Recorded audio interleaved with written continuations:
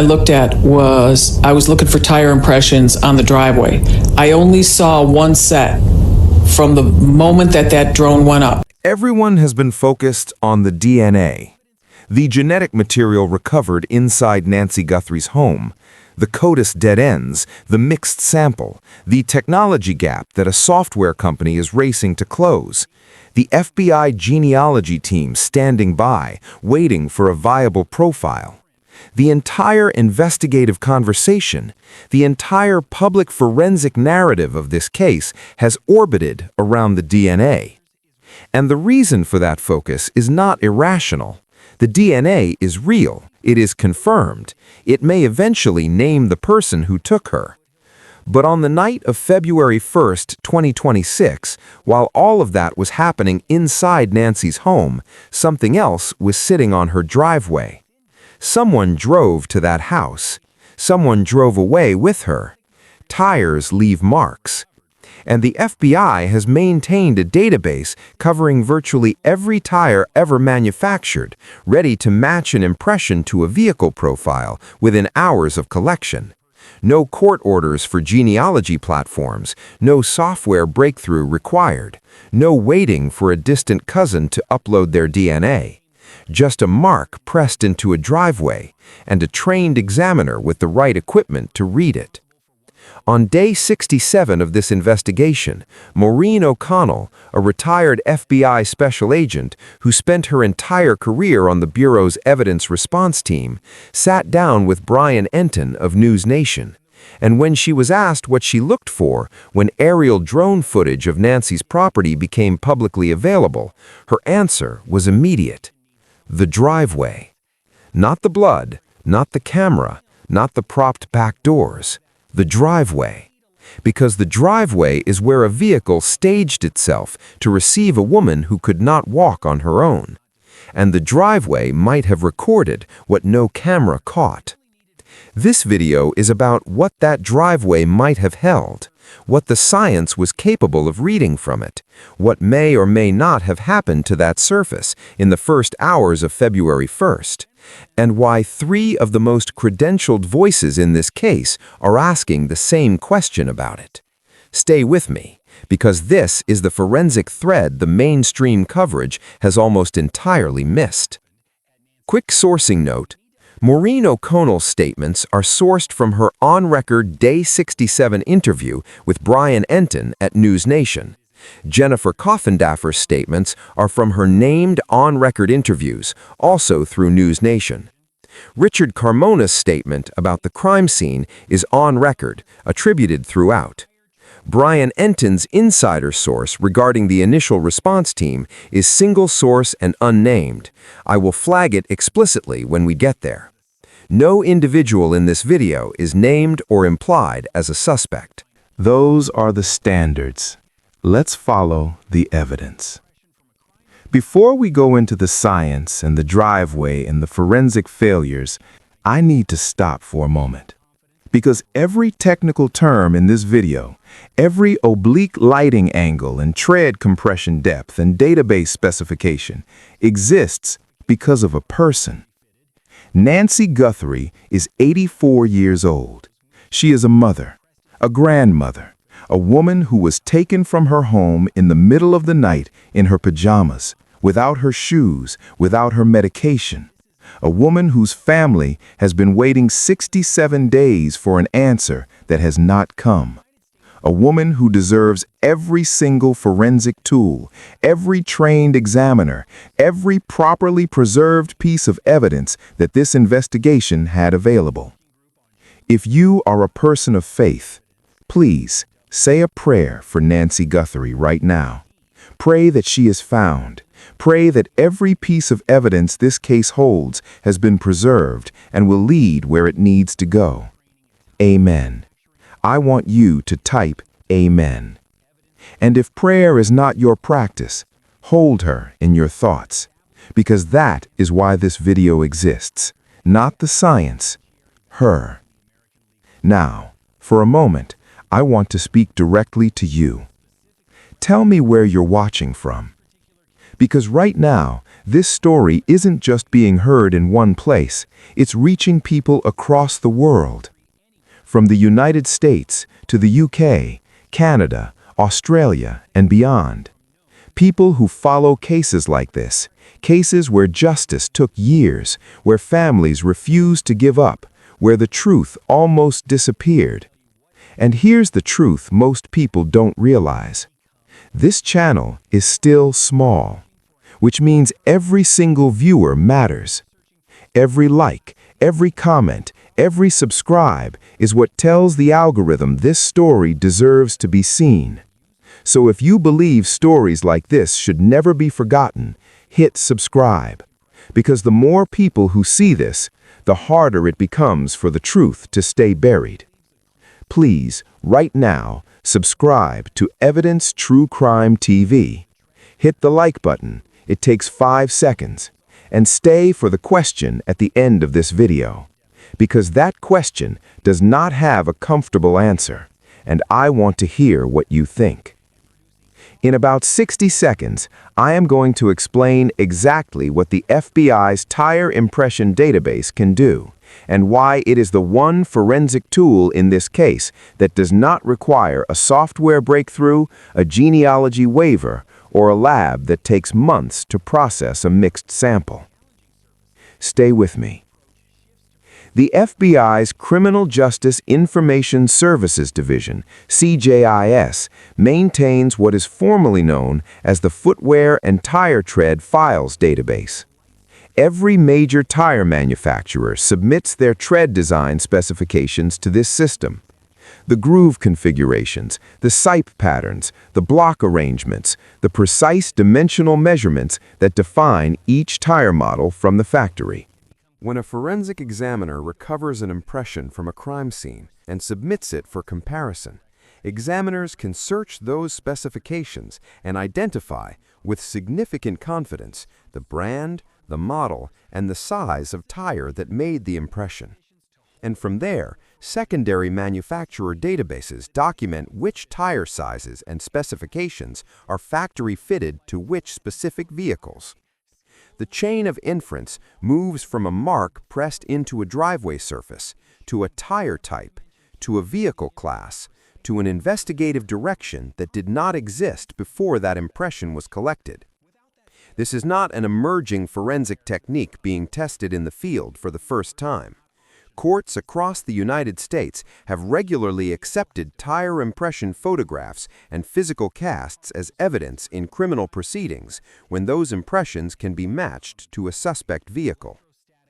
The Scientific Working Group on Shoe Print and Tire Tread Evidence publishes formal minimum qualification standards for the examiners who work this discipline. Those examiners undergo hundreds of hours of training in tire manufacturing processes, impression photography, evidence collection protocol, and courtroom testimony preparation. This is established forensic science with a documented track record and established evidentiary value in the American legal system. What separates it from DNA evidence and what makes it specifically relevant to the challenges of this particular case is this. The tire impression database does not require a suspect to exist in any registry anywhere. It does not require prior arrest records. It does not require genetic material from known relatives. It does not require anyone to have opted into a consumer database voluntarily. If an impression is recovered cleanly from a surface, the database can tell you what type of vehicle made it. That vehicle type becomes a lead. You are no longer searching for an unknown person in an unknown vehicle. You are searching for a specific class of vehicle that crossed a specific driveway on a specific night. In an investigation that has spent over 2 months without a publicly confirmed direction, that is not a minor thing. That is a search that has been restructured. That is the difference between a canvas and a target. That is the database. That is the capability. In about 60 seconds, I am going to tell you exactly what the surface of Nancy Guthrie's driveway is made of and what a trained FBI evidence response team examiner can read from it. Stay with me. Before we look at the specific driveway surface, you need to understand the technique that makes tire impression evidence possible on challenging surfaces. Because without this technique, decomposed granite gives you nothing. With it, it can give you everything. The technique is called oblique lighting photography, and what it does is exploit the physics of shadow. A light source positioned at a very low angle to the ground, nearly parallel to the surface, casts long, exaggerated shadows across even the most subtle surface variations. A tread compression that is completely invisible to the naked eye under ordinary overhead illumination can become clearly defined and readable when an oblique light source sweeps across it from the correct direction. Think about it this way. When the sun is directly overhead, shadows are short and flat. Subtle textures disappear. But at sunrise or sunset, when the sun is low on the horizon, every slight bump in a field of grass throws a long shadow. You can see the texture of the ground in detail that is invisible at noon. Oblique lighting applies that same principle to a crime scene surface. Under a controlled low-angle light source directed by a trained examiner, a surface that appears to hold nothing becomes a map. Forensic examiners have recovered legible tire impressions from concrete driveways, from smooth hardwood floors, from surfaces that appeared under ordinary conditions to hold nothing of forensic value. The technique works because it reveals depth that direct lighting flattens entirely. Scale rulers are placed alongside the impression before photography begins, ensuring that every dimension captured is precisely documentable and directly comparable against the database specifications. Without that scale documentation, measurement comparisons are unreliable. The scale ruler is not optional, it is the standard. For situations where a vehicle has deposited residue onto a surface, rubber particles transferred from the tire, road dust picked up and laid down on the driveway, electrostatic dust print lifting devices can draw that pattern from even hard surfaces onto a specialized lifting film with enough fidelity to document tread configuration. Gelatin lifters do similar work on textured substrates, capturing transferred material at a level of detail that supports database comparison. Every one of these tools, the oblique lighting kit, the scale rulers, the electrostatic lifter, the gelatin lifting sheets, is standard equipment for a properly assembled evidence response team walking into a scene like Nancy Guthrie's property. And there is one more dimension of tire impression analysis worth understanding. As a tire accumulates miles, it develops characteristics that are unique to that individual tire beyond the generic tread pattern it left the factory with. Uneven wear from alignment issues, cuts and nicks from road debris. These individual characteristics transfer to the impressions a tire leaves, and when those individual characteristics are present in a crime scene impression, forensic examiners can move from identifying a vehicle class to asserting that a specific tire, and only that tire, produced the impression. The more the tire has been used, the more individual its impression becomes. That is the science working in favor of investigators and against whoever drove across Nancy Guthrie's driveway that night. On day 67 of this investigation, Brian Enton sat down with Maureen O'Connell, a retired FBI special agent who spent her career on the Bureau's Evidence Response Team. The Evidence Response Team is the unit the FBI deploys to crime scenes that require the highest level of forensic processing.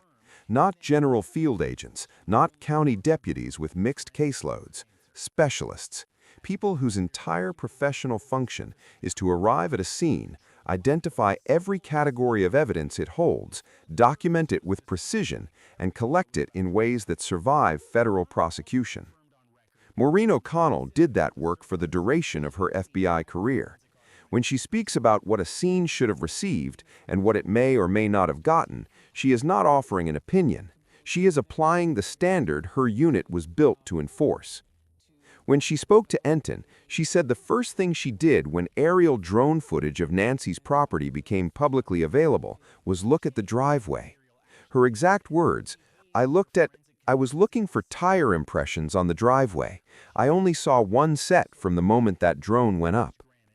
Not the blood evidence near the front entrance, not the position of the security cameras, not the rear doors that were found propped open when family members arrived the morning of February 1st. The driveway. Because the driveway is the surface that told her a vehicle came in and drove out with Nancy inside it. Think about the night of January 31st into the early morning hours of February 1st. Tommaso Cione dropped Nancy home at approximately 9:48 p.m. He drove his Honda CR-V to her home, waited until she was safely inside, and then drove away. The garage door closed at 9:50 p.m. That is the last confirmed moment she was inside the house. His car was subsequently seized by investigators, examined in detail, and ultimately returned after both he and Annie Guthrie were cleared. His presence on that driveway that evening is fully accounted for. His tire tracks represent the known quantity. What O'Connell was scanning the aerial footage for was everything else.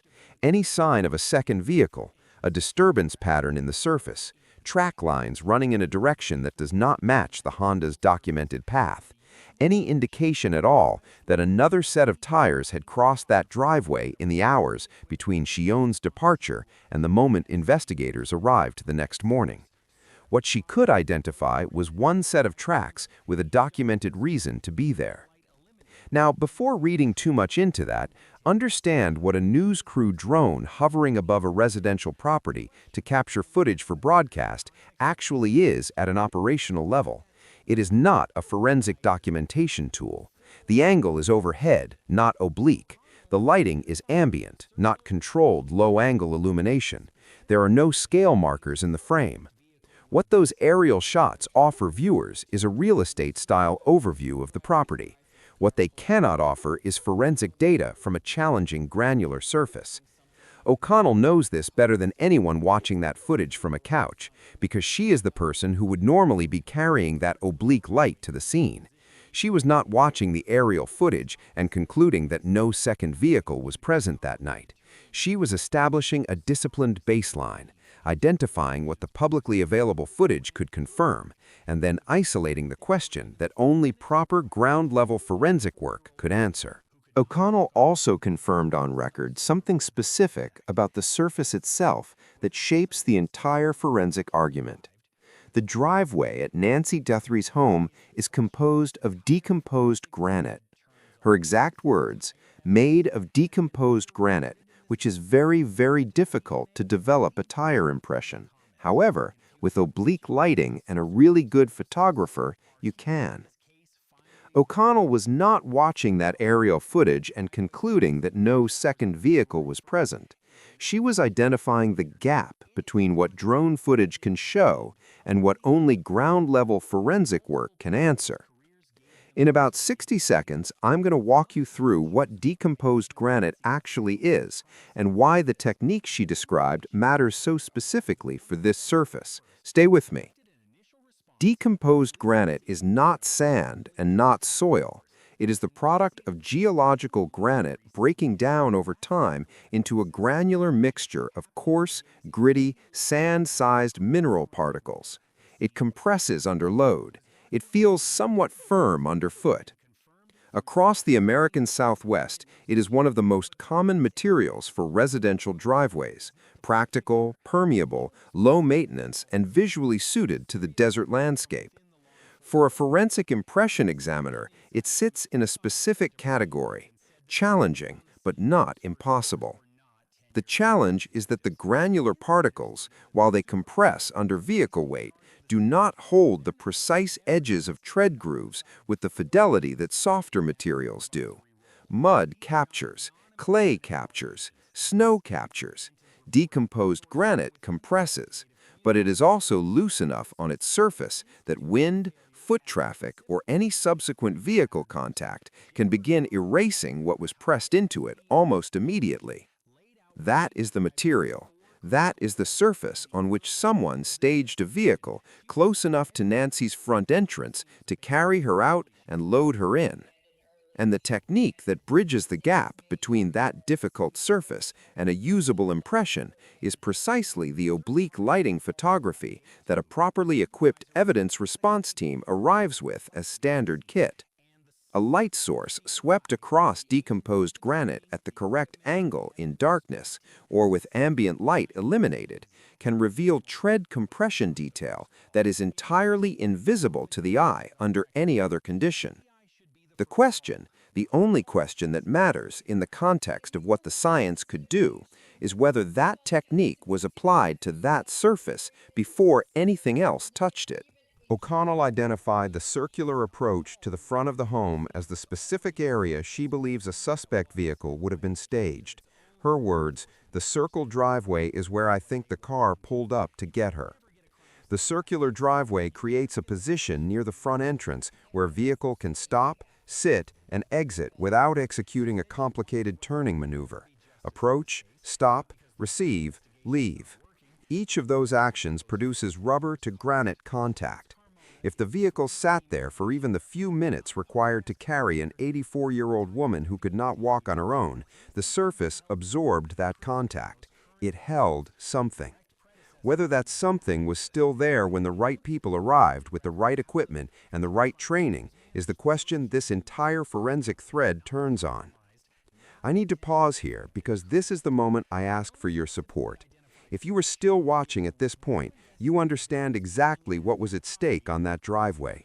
You understand the science, you understand the capability, and you are about to hear why that capability may not have been used in time. Please hit subscribe right now. Hit like on this video.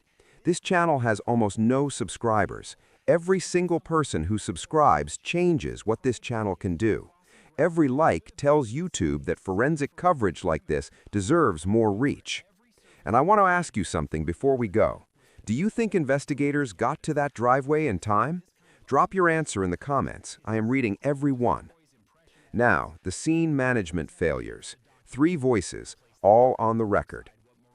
The concern about what happened to that driveway surface in the first hours of February 1st is not speculation from the internet. It is documented. It has been named publicly and on the record by multiple people whose careers gave them the authority to name it.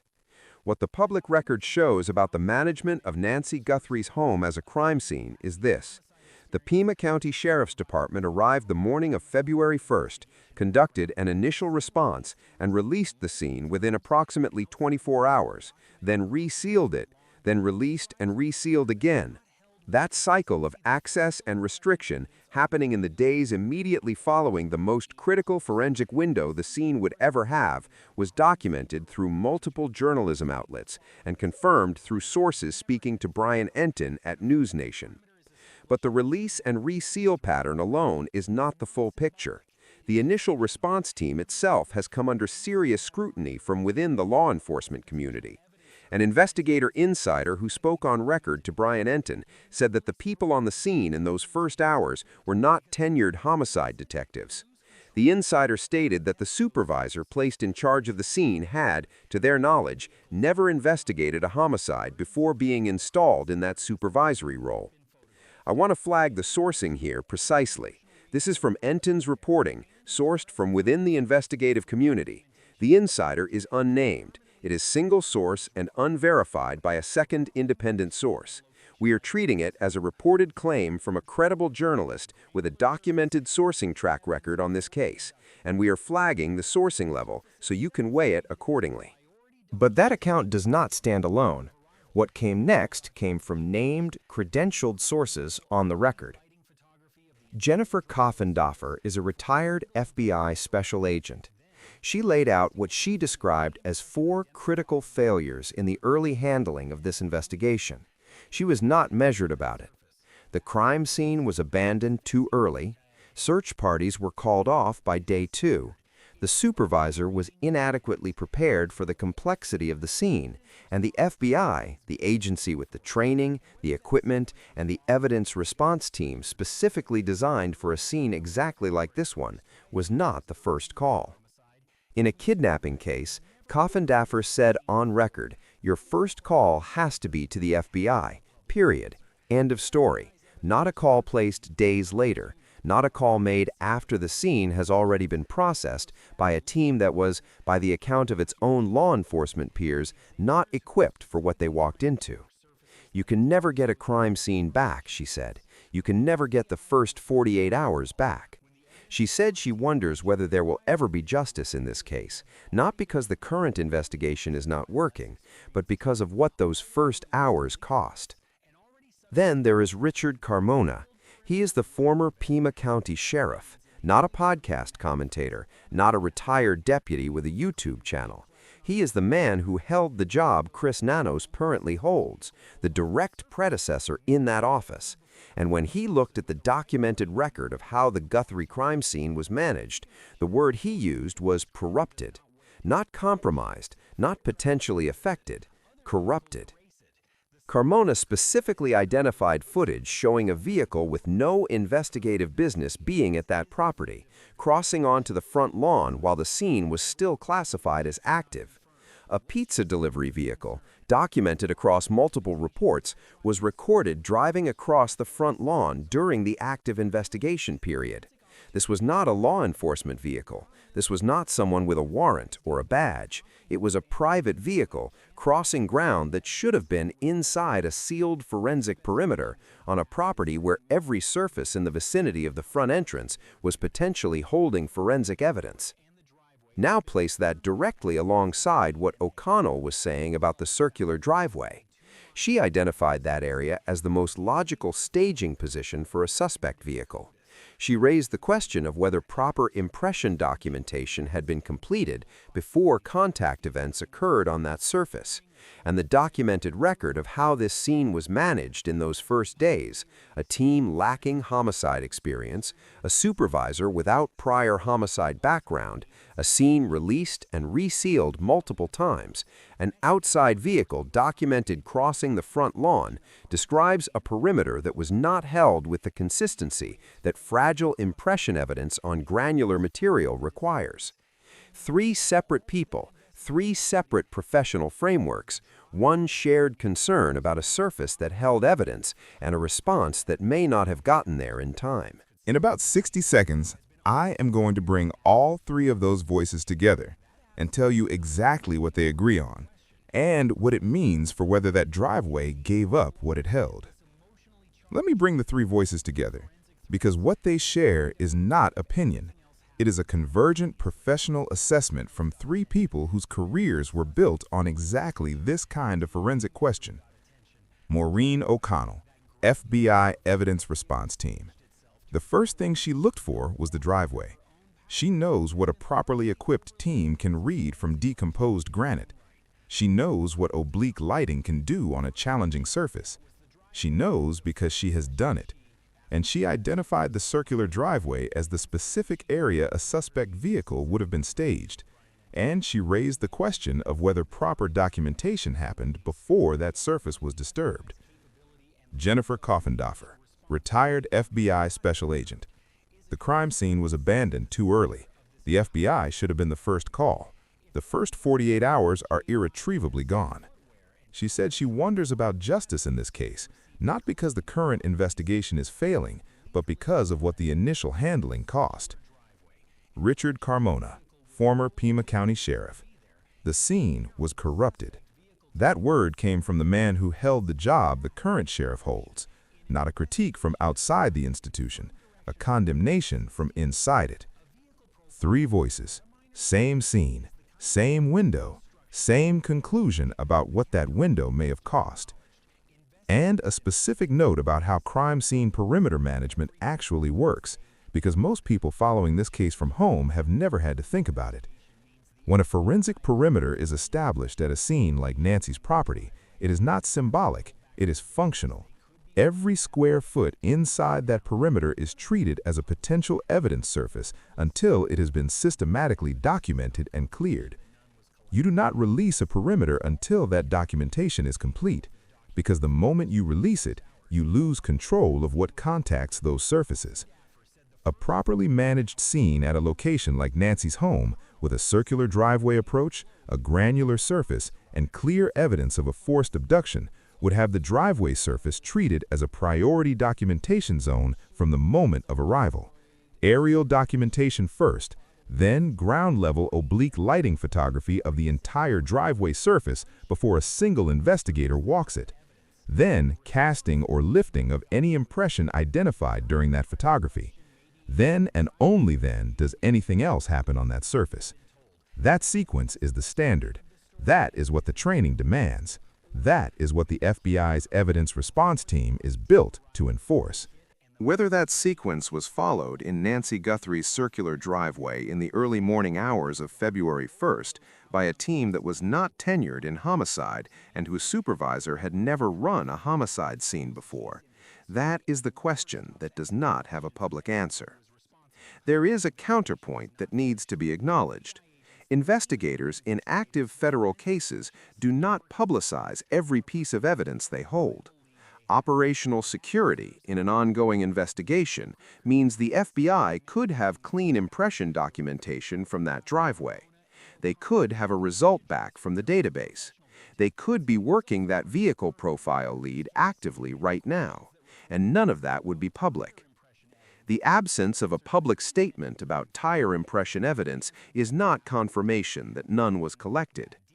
But the silence also cannot be used to paper over the documented failures of those first hours. Carmona said the scene was corrupted. Coffindoffer said the first 48 hours are irretrievably gone.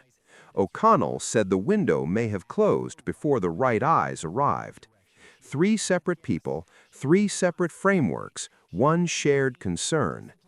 Forensic impression evidence on decomposed granite does not wait. Wind shifts it. Foot traffic scatters it. Other vehicles erase it. The science that could have read it does not work on a surface that has already been overwritten. And here is what this means for the 2 possible versions of this story. The best version, if investigators captured that impression properly before the surface was disturbed, with the equipment and the training the moment demanded, then that evidence is somewhere in this investigation doing work the public has not been told about. And the driveway gave up what it held when the right person finally stood in front of it with an oblique light in hand. The other version, if the door opened and closed on that evidence window before the FBI's evidence response team was through the gate, then the most immediately actionable forensic evidence this scene had to offer may be gone, and the tire that crossed that driveway, pressed its tread into that decomposed granite, and carried Nancy Guthrie away from everything and everyone she knew, is still out there, unidentified, unmatched, unknown. Both of those outcomes are still open. One of them serves Nancy. The other is the kind of failure that follows a case into history and never stops asking questions of everyone who was responsible. Here is where this case stands on day 67. The DNA is the headline, but it is not the only forensic thread. On the night of February 1st, a vehicle drove across a circular decomposed granite driveway and carried an 84-year-old woman away from her home. The FBI has a database ready to match an impression from that surface to a vehicle profile. Maureen O'Connell identified that driveway as the specific area a properly equipped evidence response team should have prioritized from the moment of arrival. And the documented record of how this scene was managed in those first hours, the release and reseal cycle, the inexperience... The only question that matters in the context of what the science could do, is whether that technique was applied to that surface before anything else touched it. O'Connell identified the circular approach to the front of the home as the specific area she believes a suspect vehicle would have been staged. There, we would do the tire tracks in the circle driveway. The circle driveway is where I think the car pulled up to get her. I know the back doors were gated, but I think something happened that caused them to go out the front. And maybe it was that dog barking in the back. Who knows? The circular driveway creates a position near the front entrance where a vehicle can stop, sit, and exit without executing a complicated turning maneuver. Approach, stop, receive, leave. Each of those actions produces rubber to granite contact. If the vehicle sat there for even the few minutes required to carry an 84-year-old woman who could not walk on her own, the surface absorbed that contact. It held something. Whether that something was still there when the right people arrived, with the right equipment and the right training is the question this entire forensic thread turns on. Do you think tire evidence has been underreported in this investigation compared to the DNA? Leave your thoughts in the comments. And if you have been watching this series, subscribe so you are here when this case finally breaks open. The concern about what happened to that driveway surface in the first hours of February 1st is not speculation from the internet. It is documented, and it has been named publicly and on the record by multiple people whose careers gave them the authority to name it. What the public record shows about the management of Nancy Guthrie's home as a crime scene is this.